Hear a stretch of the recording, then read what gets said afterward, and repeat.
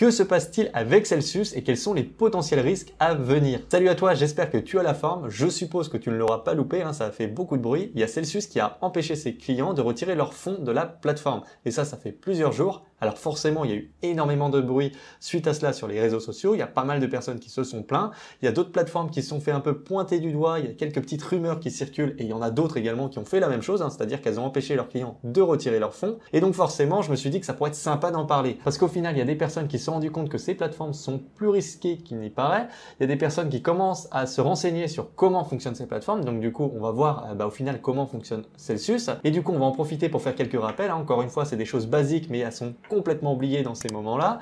Et à la fin, je vais te donner mon avis et te dire ce que je fais moi par rapport à ces plateformes. Bon, déjà, avant d'aller plus loin et de rentrer plus dans le vif du sujet, il va forcément falloir que j'explique comment fonctionne Celsius. Qu'est-ce que c'est Celsius?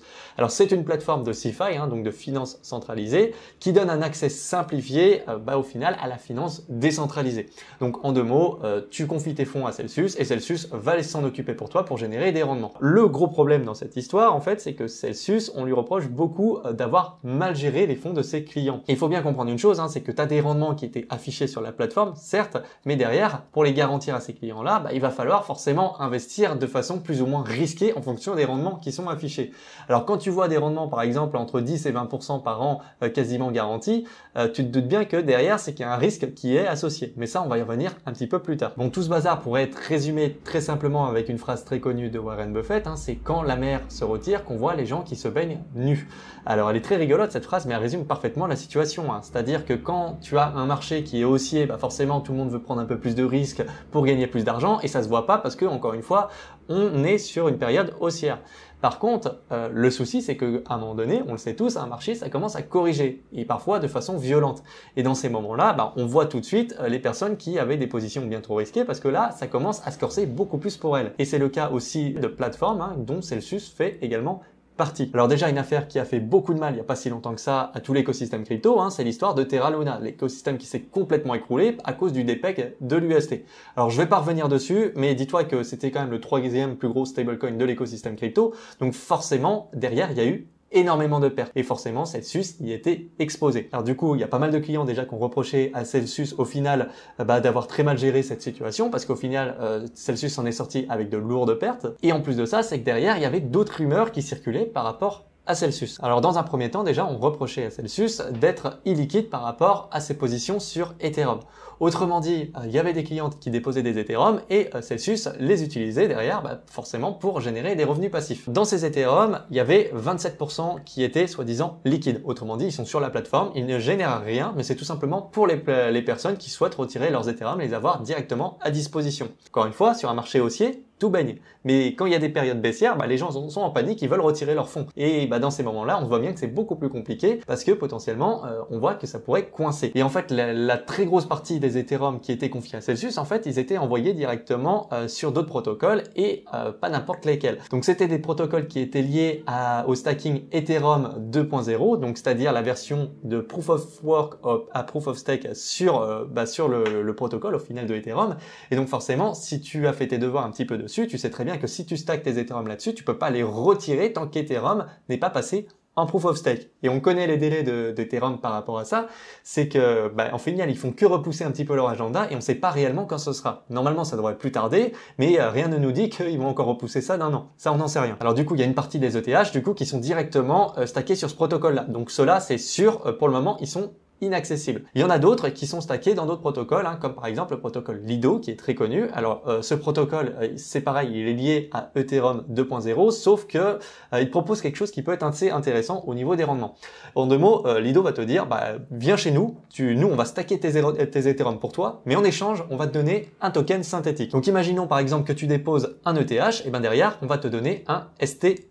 Alors le gros avantage dans cette histoire, c'est que tu vas bénéficier des rendements du stacking Ethereum 2.0, mais le gros avantage, c'est que derrière, tu as un token synthétique, hein, en deux mots, c'est un contrat qu'on te doit, un Ethereum, que tu vas pouvoir utiliser, par exemple, sur la DeFi pour générer d'autres rendements. Par exemple, tu vas pouvoir aller sur des protocoles comme Compound et tu vas pouvoir, du coup, générer des revenus passifs là-dessus. Donc ça peut être vraiment très intéressant si tu as une vision long terme sur l'écosystème Ethereum.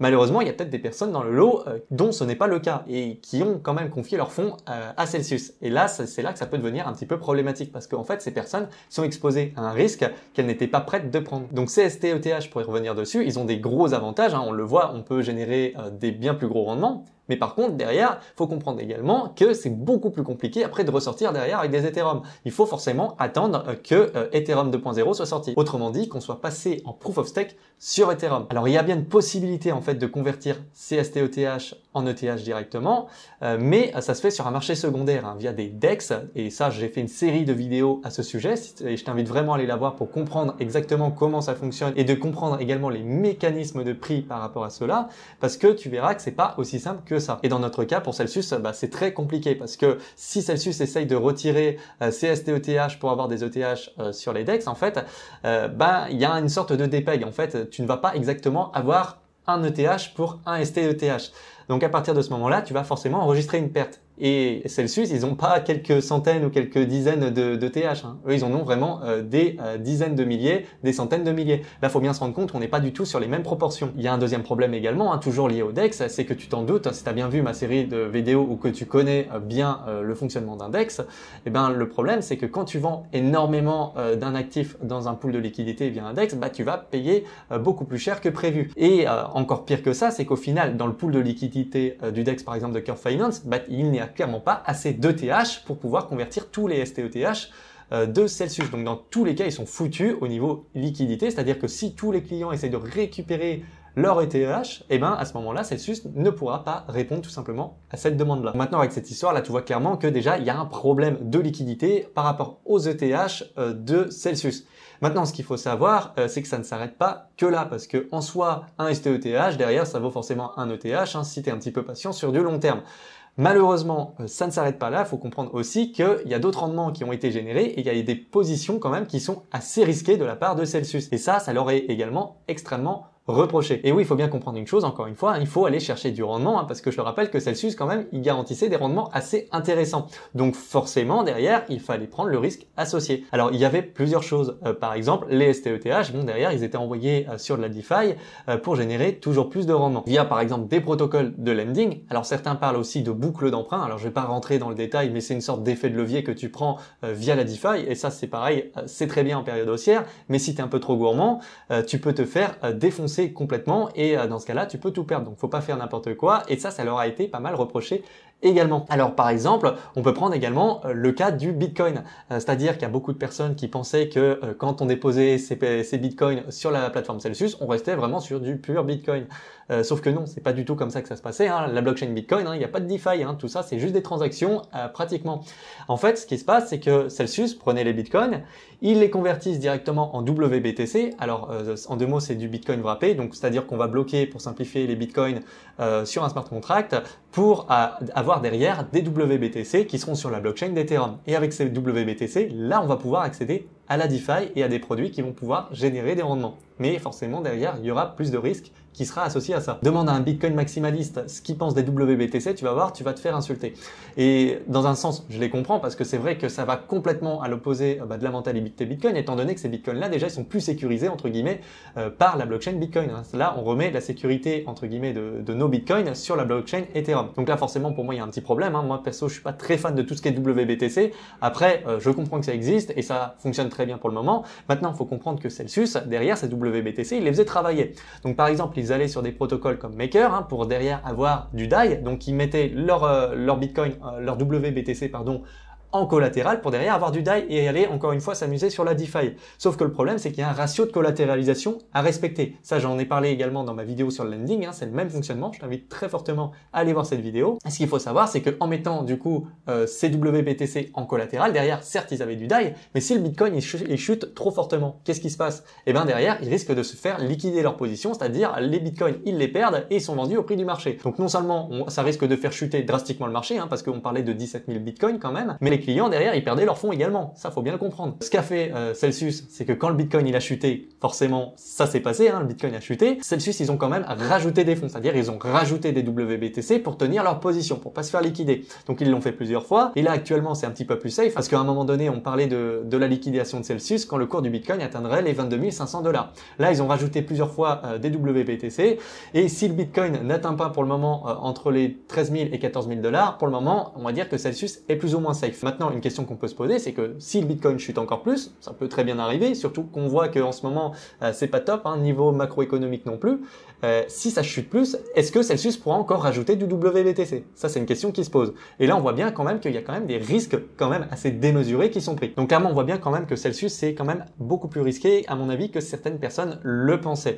Et encore, ça ne s'arrête pas que là, parce que par exemple, on soupçonne aussi Celsius d'avoir perdu 35 000 ETH via un protocole qui s'appelle Stakeout. Alors, on va pas trop rentrer dans le détail, hein, c'est pareil, ils ont confié ses fonds à ce protocole. Et soi-disant, ils auraient perdu les clés privées du wallet qui détenait 35 000 ETH de Celsius. Donc comme par hasard, forcément ça tombe mal encore une fois, donc c'est arrivé en 2021, ça commence à dater, mais ça c'est quelque chose qui se rajoute à toutes ces casseroles quand même, et ça commence à faire beaucoup. Donc forcément tu t'en rends bien compte, hein, toutes ces casseroles cumulées par Celsius, plus l'état du marché, la panique des gens, et ben les gens forcément ils ont voulu retirer de plus en plus, ça a accéléré le phénomène, et ça a mis encore plus en évidence les problèmes que rencontrait la plateforme Celsius. Et tout ça c'est vraiment lié à une seule chose, hein, c'est la mauvaise gestion des fonds de la part de Celsius. Donc voilà pour l'histoire de Celsius. Alors je sais, je ne suis pas trop rentré non plus dans le détail, parce qu'il y a des personnes qui me suivent forcément, qui n'y connaissent pas grand chose à tout ce qui est DeFi et compagnie, parce qu'elles investissent juste sur du Bitcoin, de l'Ethereum à la limite, et elles ne se prennent pas trop la tête. Maintenant, pour les personnes qui sont intéressées pour aller plus loin et qui veulent creuser un petit peu plus ce sujet,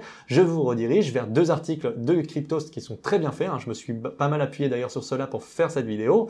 Alors bien que je suivais quand même cette histoire de près aussi sur les réseaux sociaux, parce que ça m'intriguait surtout, et surtout pour les répercussions que ça pourrait avoir sur l'écosystème crypto. Donc je te mets ces deux articles en description et je félicite au passage Cryptost pour leur travail, hein. C'est vraiment un très bon site que je recommande les yeux fermés. Alors maintenant, ce qu'il faut savoir, c'est qu'on parle beaucoup de Celsius, mais c'est que derrière, il y a d'autres plateformes aussi qui pourraient rencontrer quelques problèmes, et il y en a d'autres qui ont déjà eu des soucis. Par exemple, d'ailleurs, Cryptost a mis en évidence que Three Arrows Capital, qui est également un fonds d'investissement crypto qui était assez connu, qui a subi pas mal de liquidations. Il y a eu également Swissborg, il y a quelques rumeurs qui ont circulé à son sujet. Alors après, ça a été démenti, soi-disant. Et il y a également BlockFi, hein, qui est un énorme acteur toujours dans ce même domaine, qui a rencontré également quelques soucis. Alors après, il se serait fait sauver les fesses par FTX, mais on connaît pas encore les tenants et aboutissants de tout ça. Il y a d'autres plateformes également qui ont également bloqué les retraits de leurs clients, et là on voit bien quand même qu'il y avait certaines plateformes qui prenaient peut-être beaucoup plus de risques qu'elles n'auraient dû le faire. Maintenant, je ne saurais pas te dire quelle plateforme est la plus risquée ou non, parce que forcément je n'ai pas étudié le cas de chaque plateforme, mais il faut bien se méfier, il faut bien comprendre que derrière chaque rendement, derrière, il y a un risque qui est associé. Maintenant, ce qu'il faut savoir, c'est que à mon avis, il y aura quand même dans le lot des plateformes qui vont un petit peu tirer leur épingle du jeu, tout simplement parce qu'elles auront mieux géré que les autres. Et donc forcément, elles vont gagner la confiance des investisseurs et s'en sortiront beaucoup mieux que les autres. Je pense notamment à Nexo. Alors Nexo, c'est une plateforme que j'utilise. Alors après, je mets vraiment des pincettes dans ce que je vais dire, parce qu'encore une fois, là, ce n'est que le début. Mais Nexo, quand même, c'est une plateforme qui n'était pas, et qui a communiqué par rapport à l'histoire de l'UST, qui n'était pas directement exposée. Ils ont également renforcer leur assurance, parce qu'ils ont une assurance qui protège leurs investisseurs à hauteur de 375 millions de dollars. Mais là, ils viennent de la doubler, même un petit peu plus du double, parce qu'elle est passée à 775 milliards. Donc là, clairement, à mon avis, c'est un signal fort qui est envoyé par Nexo aux investisseurs pour dire nous, on a les reins solides, regardez, on est là. Et c'est comme si ça suffisait pas, ils ont proposé aussi d'acheter des créances de Celsius. Donc là, clairement, c'est vraiment, à mon avis, un coup de com' aussi, et un signal fort qui est envoyé, un petit clin d'œil qui est envoyé aux investisseurs. Néanmoins, encore une fois, je dis ça avec des pincettes, parce que je ne sais pas si Nexo est si solide que ça. Au final, il faudrait vraiment regarder sur du long terme, et je te le dis en toute franchise, j'utilise Nexo, mais j'ai retiré mes fonds de Nexo. Non pas parce que je n'ai pas confiance dans cette plateforme, pour moi, à mon avis, ça serait la plus solide, mais je préfère vraiment m'asseoir sur quelques pourcentages et garder mon capital, parce que si tout chute beaucoup plus, ce qui est possible, est-ce que Nexo tiendra le coup également? Ça, c'est une question qui se pose. Et moi, je veux être sûr d'avoir mon capital à la fin pour pouvoir racheter quand tout sera éclaté au sol. Donc ça, c'est vraiment de la gestion de risque. Donc je te le dis vraiment en toute transparence, j'utilise Nexo, mais j'ai quand même sorti mes fonds. Après, je pense que Nexo sera toujours là à la fin. Ils sont en train de montrer vraiment qu'ils ont les reins solides. Mon but, c'est pas du tout de rajouter du FUD, hein, encore une fois, c'est juste de gérer mon risque. Moi, j'estime tout simplement que les rendements qui me sont proposés ne compensent pas le risque, tout simplement. Et c'est là où je voulais en venir aussi au niveau des petits rappels maintenant, c'est que, encore une fois, cette histoire nous rappelle qu'il y a toujours un ratio risque-performance. C'est bien beau d'avoir des jolies promesses de rendement, mais derrière, il faut bien comprendre qu'un rendement compense forcément un risque derrière. Le meilleur exemple, c'est le ticket de loto. Tu peux devenir millionnaire, donc énorme performance, mais derrière, qu'est-ce que ça veut dire aussi? C'est qu'il y a un énorme risque. Tu es quasiment sûr de perdre ton capital à la fin. Donc il y a toujours un ratio risque-performance à respecter, mais il y a beaucoup de personnes qui s'en rendaient pas compte, et surtout qu'en voyant l'accès à des rendements très simplifiés via des plateformes centralisées comme Celsius, forcément on se disait c'est très simple et ça a l'air relativement sûr. Surtout qu'il y a pas mal d'influenceurs qui en parlaient, sauf qu'au final ce n'est pas vrai. Ici il y a des rendements, c'est que derrière, il y a un risque qui est associé. Faut le comprendre. Et le deuxième rappel que je voulais faire, pour le coup, c'est tout simplement au final de bien comprendre que quand tu as tes cryptos sur des plateformes centralisées, elles ne t'appartiennent pas réellement. Tu le vois, les personnes qui sont sur la plateforme Celsius actuellement ne peuvent pas retirer leurs fonds. Je connais une personne actuellement qui est bien coincée et qui ne peut toujours rien faire du tout. Et pourtant, je l'avais prévenu en avance, c'est que Celsius a fait traîner un petit peu les procédures pour retirer les fonds et cette personne-là, elle est coincée actuellement. Donc la solution, je t'en ai déjà parlé aussi plusieurs fois sur cette chaîne, c'est les wallets non custodiales. C'est-à-dire que ce sont des wallets où tu vas réellement détenir tes crypto-monnaies. Je ne vais pas en dire plus, j'ai fait une vidéo à ce sujet, je t'invite à aller la voir. Mais dis-toi bien que si tu ne détiens pas réellement tes clés privées, tu ne détiens pas réellement tes crypto-monnaies, et dans ce cas-là, si la plateforme bloque tes fonds, tu es fichu. C'est le même système qu'avec le système bancaire, c'est-à-dire que quand tu mets ton argent en banque, tu es créancier de la banque. L'argent ne t'appartient pas. Alors si tu ne me crois pas, tu demandes à nos amis canadiens, le convoi de la liberté, il y a tous les manifestants, ils se sont fait bloquer leurs comptes parce que le gouvernement a dit bloquer les comptes des manifestants, ça va les faire arrêter de manifester. Après, est-ce que c'est bien ou c'est mal, je te laisse en juger, mais dis-toi que quand ton argent est en banque, il ne t'appartient pas réellement. D'ailleurs, c'est dans le contrat, tu es créancier de la banque. Et c'est pareil pour les cryptos, c'est-à-dire que quand tu as tes cryptos sur Binance, sur Huobi ou n'importe quelle autre plateforme, elles ne t'appartiennent pas réellement. Si tu n'as pas les clés privées, c'est pas tes crypto-monnaies. Donc voilà, donc là encore une fois, c'est un conseil vraiment très basique encore une fois, mais il est vraiment très important. Il y a plein de personnes qui pensent, qui ont une confiance aveugle dans ces plateformes-là, et malheureusement, quand il y a un bear market, quand il y a une grosse correction, forcément là, c'est là qu'elles se rendent compte que finalement, c'est peut-être pas aussi sécurisé que ça. Une des meilleures solutions que je présente très souvent sur cette chaîne, ce sont tout simplement ces petites clés-là, les Ledger Wallet. Alors certes c'est payant, mais par contre tu as une solution quand même assez sécurisée. D'ailleurs si tu as par exemple plusieurs milliers d'euros qui sont investis dans les cryptos, je sais pas ce que tu attends pour passer à ce genre de solution là. Alors après il y en a d'autres, des solutions de type hardware, il n'y a pas que Ledger, il y a Trezor Wallet et il y en a toute une ribambelle. Alors maintenant forcément si tu as que quelques dizaines d'euros, centaines d'euros qui sont investis et que tu veux des wallets gratuits, c'est possible aussi. C'est moins sécurisé mais tu en as aussi, je t'en ai présenté sur cette chaîne, je t'ai présenté par exemple Trust Wallet, je t'ai également présenté Exodus et pour tout ce qui est blockchain Ethereum compatible, je t'ai présenté également MetaMask. Donc tu as clairement des solutions. Après, si tu souhaites conserver tes fonds sur les plateformes, que grand bien te fasse, mais il faut que tu sois au courant des risques auxquels tu t'exposes encore une fois. Si tu es au courant de tout ça et que tu as tout calculé, écoute, tu as tout à fait raison. Encore une fois, moi, mon but c'est pas de te dire fais ci ou fais ça, c'est juste de te mettre au courant quand même des risques auxquels tu t'exposes, que tu aies une bonne compréhension de tout ça. Après, moi je suis pas conseiller en investissement, c'est toi qui gères ton argent. Je ne serai pas là le jour où tu en perdras et je ne serai pas là non plus le jour où tu en gagneras. C'est toi qui prends tes propres décisions. Donc voilà pour cette petite histoire. Alors ce que je t'invite à faire, c'est aussi me suivre sur les réseaux sociaux. C'est vrai que j'en parle pas souvent, notamment sur Twitter, j'essaie d'être plus actif et surtout en ce moment, je regarde énormément ce qui se passe de 1 par rapport à Celsius, mais par rapport aux autres plateformes. Donc comme ça, tu seras prévenu en me suivant si jamais il y a un souci. Autre chose que tu peux faire, c'est tout simplement mettre un commentaire si la vidéo t'a plu, si tu as des questions, l'espace commentaire est fait pour ça. Sinon, dernière chose, n'hésite pas à mettre un petit like, à t'abonner et à activer la cloche des notifications pour ne pas louper les prochaines vidéos. Je te dis à la prochaine. Ciao!